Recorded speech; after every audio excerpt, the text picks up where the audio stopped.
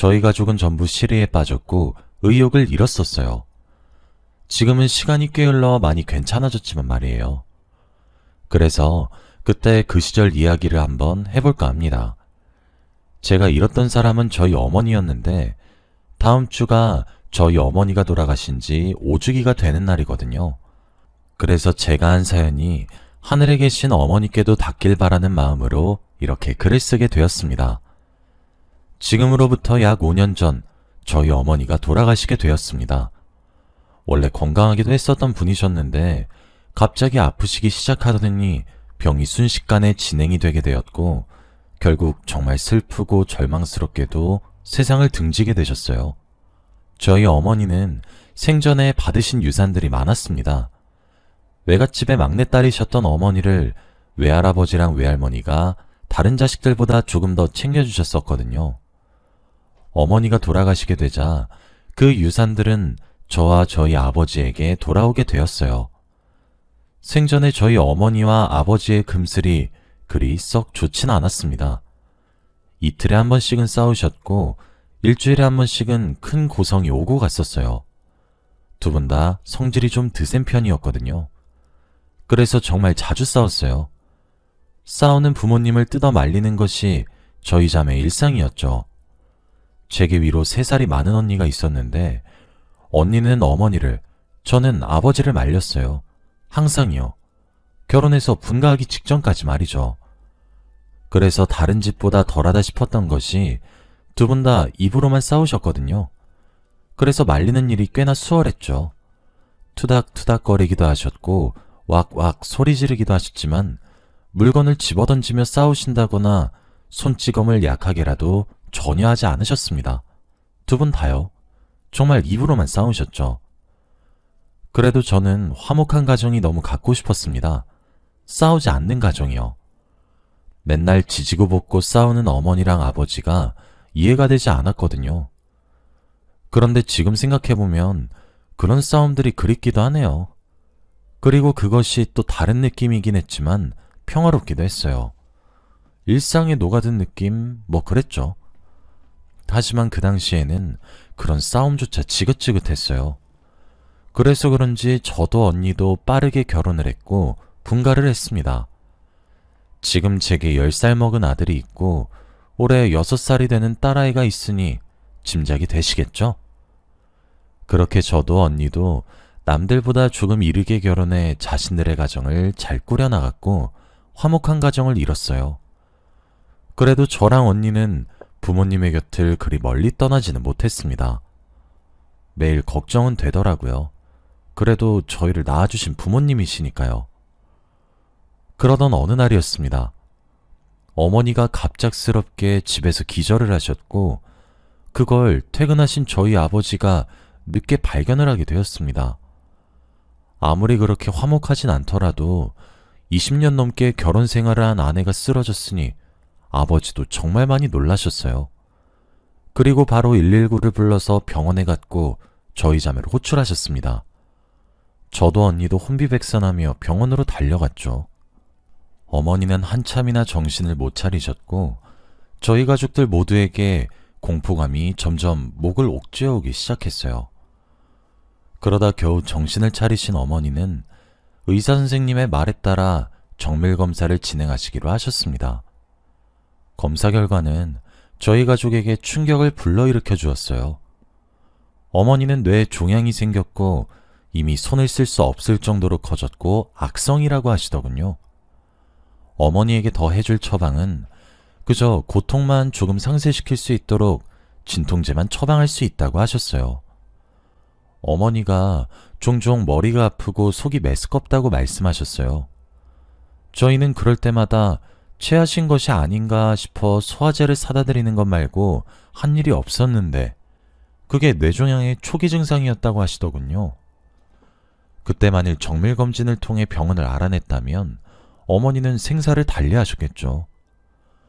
어머니가 많이 고통스러워 하셨을 거라고 하시는 의사 선생님의 말씀들이 왜 어머니를 저 지경이 될 때까지 내버려 두었냐는 타박으로 들렸고 사무치게 후회가 되었습니다. 그리고 저희 자매보다 더 큰 충격을 받으신 분은 저희 아버지셨죠. 저랑 언니는 아버지가 눈물을 흘리는 장면을 단 한 번도 본 적이 없었는데 그날 처음 목격하게 되었습니다. 어머니도 결국 자신의 병명을 알게 되었고 시리에 빠졌습니다. 진통제를 처방하며 병원에 입원하시라고 해도 어머니는 모두의 만류를 뿌리치고 퇴원을 하셨고 마치 믿기 힘들다고 시위라도 하는 듯 술과 담배에 손을 대기 시작했고 어머니 인생은 점차 망가져갔습니다. 시한부라고 길어도 1년을 살 거라는 말에 어머니는 죽음을 받아들이지 못했고 그렇게 망가져가는 어머니를 말리려고 애를 썼지만 죽음을 받아들이라고 차마 강요할 순 없었습니다. 매일 부모님 집을 저랑 언니가 번갈아 가며 들락거리며 살뜰히 챙기기 시작한 어느 날이었습니다. 매일 거실에 누워 담배를 피시던 어머니가 말끔히 차려입고 거실에 저랑 언니를 앉히더군요.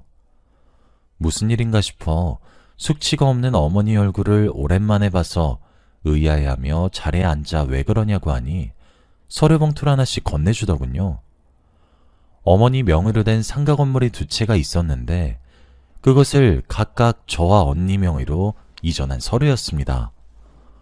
어머니는 3달간의 방황 끝에 겨우 죽음을 받아들이기로 하신 듯 하셨어요. 저와 언니에게 미리 유산을 정리하는 김에 명의 이전을 했다고 엄마가 죽어서 먼저 가고 없어도 항상 하늘에서 지켜볼 테니까 화목하게 살라고 그동안 엄마 노릇을 제대로 해주지 못해 미안하다고 하셨어요. 그깟 상가 건물이 뭐가 중요합니까? 엄마가 재산을 정리하기 시작하면서 저와 언니도 어머니의 죽음을 차차 받아들이게 되었습니다. 엄마는 영정사진도 스스로 곱게 화장하고 한복을 차려입고 찍으셨고 병원에 진통제를 타다 먹기 시작했죠.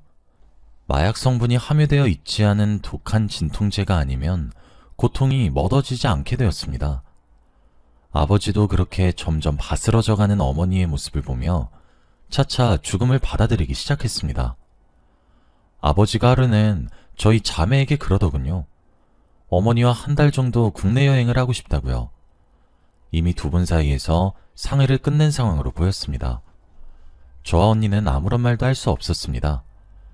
우리 자매는 각자 들고 있던 적금을 하나씩 깨서 어머니와 아버지께 1,000만 원에 가까운 현금을 쥐어드리며 원 없이 하고 싶은 것, 먹고 싶은 것들 다 하고 돈 걱정하지 말고 즐겁게 다녀오시라고 했어요. 돈이 부족하면 언제든지 얘기를 하라고 했습니다.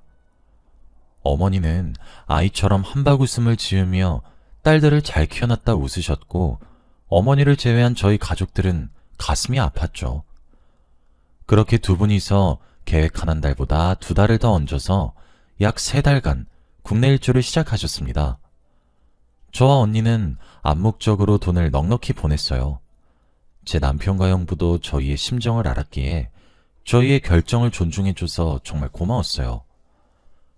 그렇게 어머니랑 아버지는 강원도부터 제주도까지 국내에 안 먹어본 것들이 없었고 보지 못한 관광명소가 없다고 해도 무방할 만큼 굉장히 호화롭고 행복하고 또 안전하게 여행을 끝마치셨어요. 그렇게 집으로 돌아온 어머니는 거짓말처럼 자리에 알아 누웠습니다. 곧 죽어도 병원에 입원해서 생을 마감하고 싶지 않다는 어머니의 의사가 강력해서 집에 모셨어요. 어머니는 그렇게 자리에서 더는 일어나지 못하셨고 아픔에 취해 엉엉 울기도 했고 약에 취해 죽은 듯이 잠만 자기도 했어요. 한 번은 잠에 드신 어머니의 모습이 너무 미동이 없어 코 밑에 손가락을 대며 확인했고 심장을 쓸어내리기도 했습니다. 그렇게 시간이 지나 겨울이 찾아왔어요. 어머니가 받은 시한부의 기간이 거의 다 되어갔어요. 몇 달 뒤 봄이 오면 어머니는 그만 숨을 거두시게 되는 거였어요. 아무리 어머니와의 이별을 준비해도 저도 언니도 그리고 아버지도 완벽하게 준비할 수도 없었고 제대로 받아들이지 못하고 있었습니다. 그때 언니가 묘안을 내기 시작했어요. 언니는 어머니의 방에 들어갈 때 겨울옷을 입고 들어가자고 했죠. 어머니께 계속 겨울이란 것을 강조하자고 말이에요. 그렇게 우리 가족의 연기는 시작되었습니다. 창문을 열어드리며 눈이 오는 것도 보여드렸고 매번 들어갈 때 털모자 패딩을 입고 인사를 했어요. 겨울이라 너무 춥다고 하면서요. 보일러를 어머니 방에만 절절 끓을 정도로 틀었다고 웃으면서 그렇게 그의 겨울을 났습니다. 꽃이 피어나는 봄이 오고 무더운 여름이 오고 낙엽이 떨어지는 가을이 와도 저희의 연극은 계속되었어요. 어머니는 진통제에 취해 몸을 거동하지 못하신 지 오래되셨고 그렇게 속으셨습니다. 이번 겨울은 참 길다고만 하시는 어머니의 뇌에 자리 잡은 종양이 참 미웠고 저희들을 서글프게 했어요. 어머니가 요즘은 눈이 참 안 온다고 하면 제가 저희 신랑과 함께 윗집에 찾아가 양해를 구하고 들어갔습니다. 저희 사정을 이야기했더니 흔쾌히 허락해 주셨죠. 그렇게 어머니 방 바로 위의 자리에서 스프레이용 눈을 한참이나 뿌려대곤 했었어요. 언니가 엄마가 웃으신다고 잘했다고 하면 그게 그렇게 보람찼습니다. 언니의 계획은 엄마가 늦봄까지가 자신의 시한부 기간이라고 알고 있으니 시간을 겨울에서 멈춰버려서 죽음을 늦춰보는 것이었죠. 엄마는 의사가 선언한 1년의 시한부 인생보다 약 1년 9개월을 더 살다가 자는 잠에 돌아가셨습니다. 항상 쌕쌕거리고 숨을 헐떡이고 괴롭게 잠에 드셨는데 아버지의 말로는 뇌종양에 걸린 이후 가장 평온한 표정을 짓고 있었다 하셨죠. 그렇게 어머니가 돌아가시고 저희도 슬픈 마음으로 보냈습니다. 그리고 저희에게 변호사가 찾아왔어요. 어머니는 저희에게 상가 명의를 바꿔주시면서 유언장을 따로 작성하셨더군요. 유언장에는 상가는 아이들의 명의로 바꿨으나 자신이 가지고 있던 현금화가 된 재산과 집의 명의는 남편에게 준다고 적혀 있었고, 그러니 자신의 뜻대로 본인의 몫을 나눠 가지길 바란다고 적혀 있었어요. 그리고 아버지의 앞으로 짧은 편지를 하나 남기셨죠. 아버지는 편지를 읽다 도중 결국 눈물을 참지 못하시고 꺼이꺼이 우셨어요. 무슨 내용인가 하여 아버지의 편지를 가져와 읽었습니다. 여보, 저예요. 당신 아내요. 그동안 저랑 결혼 생활하느라 수고가 참 많았어요. 우리 참 많이 지지고 볶기도 하고 많이도 싸우기도 했죠. 그래도 나는 당신과의 결혼 생활을 후회하진 않아요. 당신을 만나 눈에 넣어도 아프지 않을 우리 두 공주님을 낳았고 잘 키워냈으니까요. 20년이 넘도록 나랑 그렇게 지지고 볶고 싸우면서도 가정에 충실한 당신을 내심 존경했고 대단하다 생각했어요. 우리가 다른 부부들처럼 사랑한다 어쩐다 닭살 돋는 말들을 주고받으며 징그럽게 살진 않았지만 나는 나름대로 당신과 즐거운 부부 생활을 했다고 자부하고 있어요. 그렇게 많이 싸우면서도 나는 당신이 미웠던 적은 맹세코 단 한 번도 없었어요. 당신은 나와 달리 있었을지도 모르겠지만 만일 있었다면 너그러이 용서하세요. 그리고 내가 죽고 이 세상에 더는 없어도 우리 딸내미들 잘 부탁해요. 우리 아이들이 참 많이 여리잖아요. 당신은 우리 집의 가장이니 내 죽음에 많이 무너지지 말고 엉엉 울며 불며 난리를 피울 딸들을 위로해주세요. 그리고 날 너무 오래 기억하지 말고 내가 당신에게 주는 현금과 집으로 새로운 여자를 만나 살아요. 저보다 훨씬 젊고 건강한 여자 말입니다. 그간 나와 오랜 시간 투닥거리면서 살아준 당신에게 내가 주는 보상이에요. 그리고 천천히 이곳으로 오세요. 당신은 30년은 더 살다가 와요. 아주 행복하게 말이에요. 그리고 아이들에게도 전해주길 바래요. 나도 누군가의 아내로서의 삶과 누군가의 엄마로서의 삶이 처음이라 서툴렀다고. 그래서 상처를 본의 아니게 많이 줬으면 어쩌나 참 마음이 무겁다고 말이에요. 그리고 많이 사랑한다고도 전해주세요. 그동안 고마웠습니다. 짧다면 짧은 그 글에 어머니의 담담한 마음이 전부 다 담겨 있었습니다. 저도 언니도 그리고 아버지도 결국 어머니의 장례를 치르며 거의 발작을 하듯 우는 것밖에 할 수가 없었습니다. 금슬이 좋지 않았다고 생각했었던 저희 어머니와 아버지는 다른 부부들과 달리 특별한 방식으로 서로의 애정을 표현했던 거였고, 아버지도 어머니를 그리고 어머니도 아버지를 서로 존중했고 사랑했다는 내용과 그동안 고마웠다는 내용이 너무 담담해서 그리고 행복하게 살다 오라는 문구가 참 가슴이 미어졌습니다. 그렇게 저희 가족은 어머니를 보냈어요. 지금은 그로부터 5년이란 시간이 지났습니다. 아버지는 어머니를 잃은 이후 시름시름 앓으시면서 많은 후회를 하셨어요. 제게 그러시더라고요. 생전에 못해준 것들만 생각이 그리 많이 나는데 우리들이 보내준 국내 여행을 다녀온 기억으로 괜찮아진다고요. 아버지께서는 여행을 하는 내내 어머니를 위해 맞춰줬고 그렇게 행동을 했었다고 합니다. 그래서 그거라도 해주지 않았음 미안해서 어떻게 살았겠냐 하셨죠. 그 말에 저랑 언니도 얼마나 다행이라 생각했는지 모릅니다. 그렇게 한참을 앓으시다 어머니의 죽음을 완전히 받아들이셨는지 자리를 훌훌 털고 일어나 생활하시기 시작했고 동호회도 가입해 친구분들을 만나시기도 했고 놀러도 다니시기도 했죠. 그리고 지금은 어떤 여사님 한 분을 만나고 계십니다. 만나신 지는 한 1년이 조금 안 되신 것 같아요. 남편이 제게 하루는 물은 적이 있어요. 장인어른이 밉지 않냐고. 장모님이 돌아가신 지 얼마나 되셨다고 여사님을 만나는데 안 싫으냐고 말이에요. 제가 그래서 이렇게 질문했어요. 여보는 만약에 나이를 먹고 새로운 사람을 만났어? 그럼 그 사람이 좀 재정적인 여유가 있는 사람이면 좋겠어? 아니면 쪼들리며 살았으면 좋겠어? 그렇게 생각하면 조금 여유가 있는 사람이길 바라지. 전 남편의 대답에 이렇게 말을 했어요. 그래. 그래서 우리 어머니가 돌아가시면서 상가 건물을 제외한 모든 재산을 아버지께 드린 거야.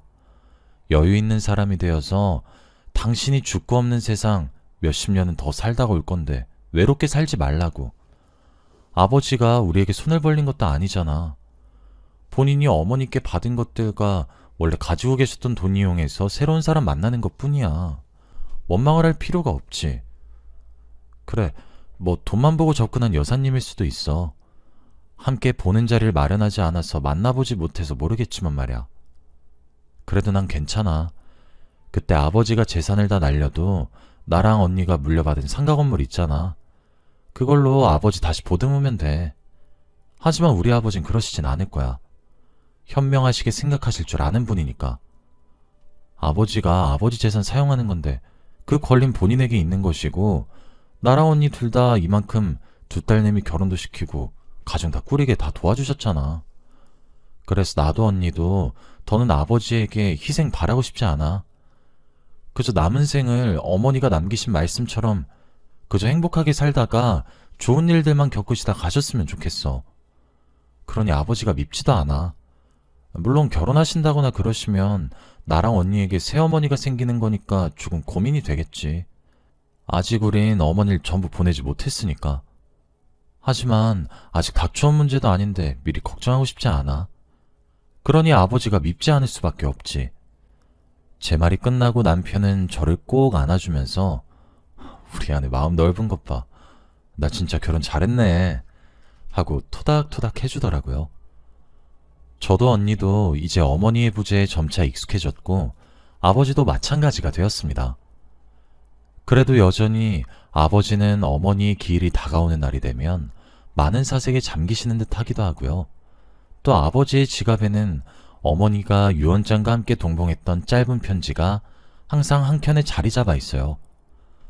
저와 언니가 바라는 작은 소망은 이제 아버지도 다 털고 일어나시길 바라는 마음 하나입니다. 또 어머니가 남기신 마지막 말씀처럼 아버지가 더 이상 외롭지 않고 저희도 가슴 졸이지 않게 좋으신 분을 만나서 남은 여생 본인만을 위한 인생을 살았으면 좋겠어요. 요즘은 아버지에게 종종 행복하게 사시라는 말을 건네어드리면 아버지는 그냥 허허 웃기만 하고 아무런 말씀도 하지 않으시죠. 이제 어머니의 길이 다가와서인지 유달리 어머니가 참 많이 그리운 나날들이에요. 어머니는 그곳에서 행복하시겠죠? 여러분들도 항상 부모님께 효도하세요. 그렇게 싸우고 속을 썩이고 그러다가도 돌아가시고 나면 눈물 짓는 사람은 저희 자식들이거든요. 저는 또 그러지 않기 위해 아버지와 더는 싸우지 않습니다. 여기까지가 제 이야기였습니다. 긴 이야기 들어주셔서 고맙습니다. 여러분들의 가정에도 항상 행복만 가득하시길 바라겠습니다. 안녕히 계세요.